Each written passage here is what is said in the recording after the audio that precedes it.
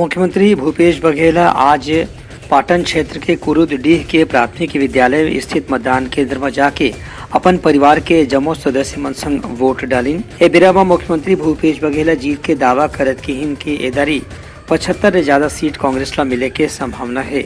उनखर कहना से कि उनखर मुकाबला में भाजपा के प्रत्याशी विजय बघेल की हार निश्चित लगा थे।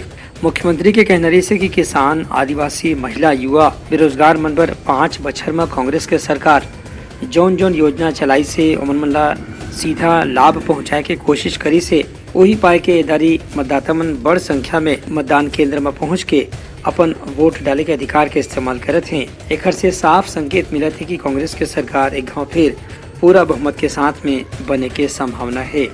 मुख्यमंत्री के संग उनका परिवार के सदस्य मन घलो वोट डाले के बाद पत्रकार मन के सामने आके अपन खुशी के इजहार करीन। ब्यूरो रिपोर्ट, उत्तलंका न्यूज।